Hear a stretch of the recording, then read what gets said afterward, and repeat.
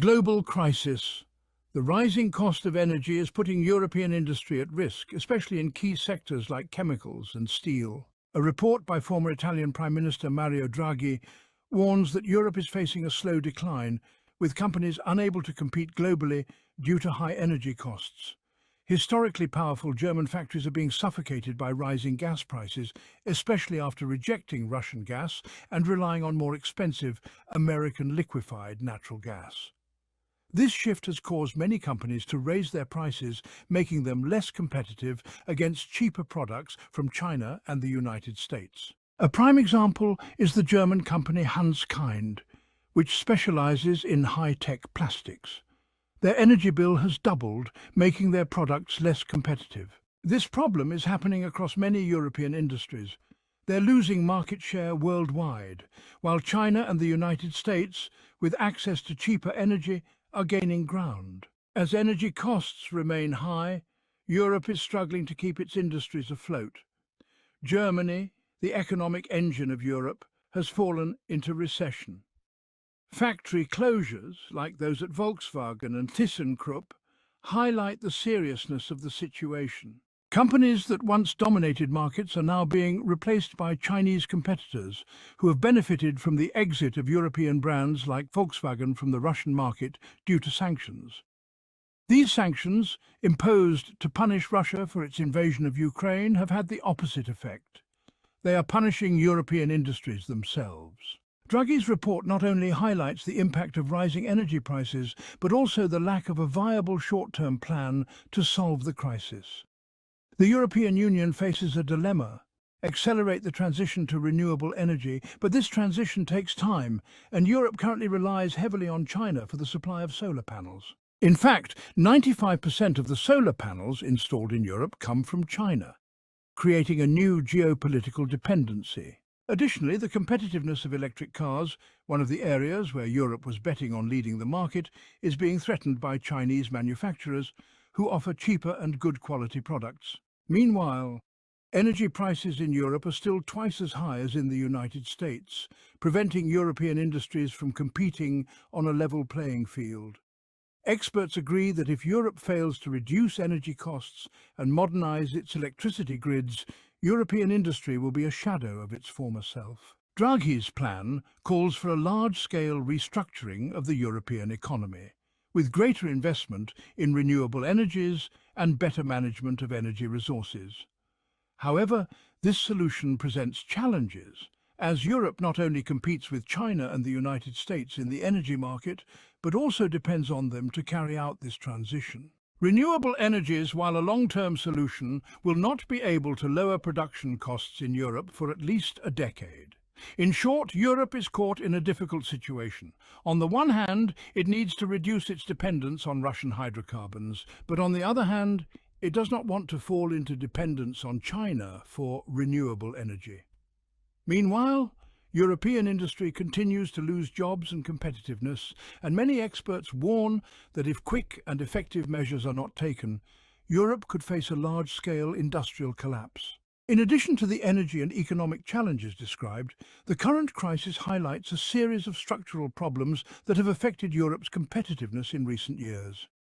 While other global players, such as China and the United States, have invested heavily in new technologies and energy independence, Europe has continued to rely on a model of external dependence for much of its resources, which has now become an almost insurmountable obstacle. One of the main problems is the lack of investment in modern energy infrastructure. Over the past few decades, the European energy grid has fallen behind. The connections between the different European countries are not strong enough to facilitate an efficient flow of energy, which limits the ability to redistribute excess renewable energy from countries that produce more to those that have a higher demand. In addition, energy storage capacity is very limited, which prevents Europe from taking full advantage of renewable energies when they are available, such as solar or wind, which depend on weather conditions. On the other hand, the transition to renewable energies, although a necessary long-term goal, faces serious problems in the short term. The production of these energies requires massive investments in infrastructure, technology, and, above all, time. Meanwhile, European companies that rely on energy-intensive processes continue to suffer the effects of high gas and electricity prices. This has led many to move their production to countries with lower energy costs, which is contributing to the deindustrialization of the continent. According to some studies, more than a third of European industrial companies are considering relocating outside the region, which would mean a huge loss in terms of employment and productive capacity. Another critical factor is unfair competition with China.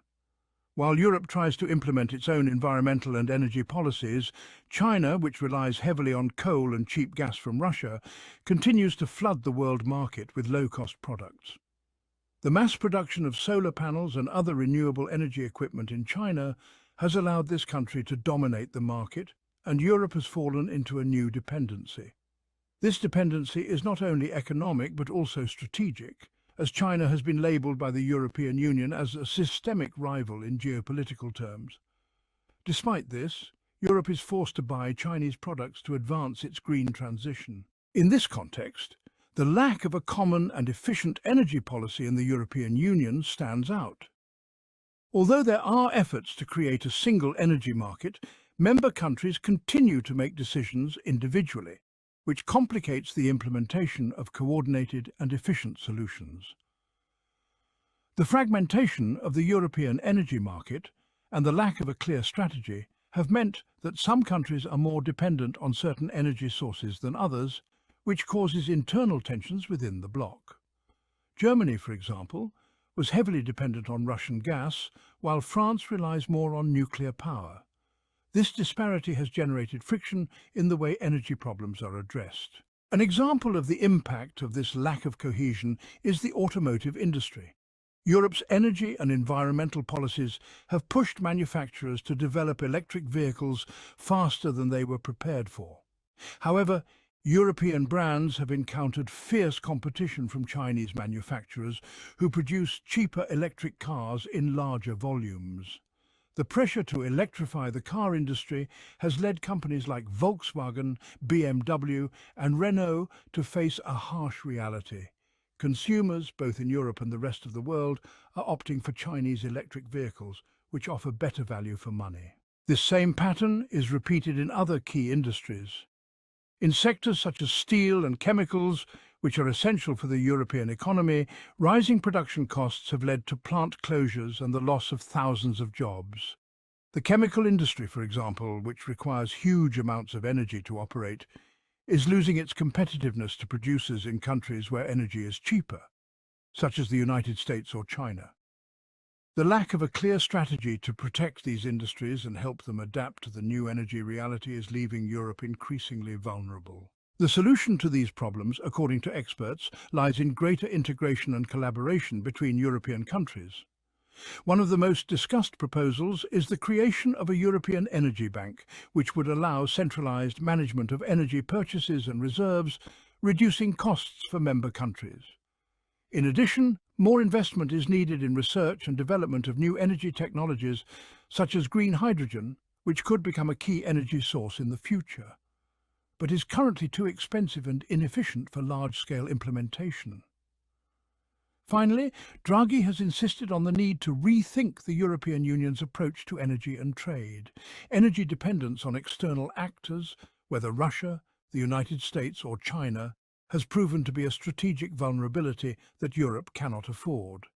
Creating stronger alliances within the continent itself and with international partners who share the same values in terms of sustainability and the economy is essential for Europe to regain its competitiveness and not be dragged into a prolonged recession. In short, Europe is at a crossroads. It must act quickly and decisively to overcome energy challenges and regain its competitiveness in the global market. If it doesn't, it risks continuing to lose ground to its rivals, letting the energy crisis mark the beginning of an era of industrial and economic decline on the continent.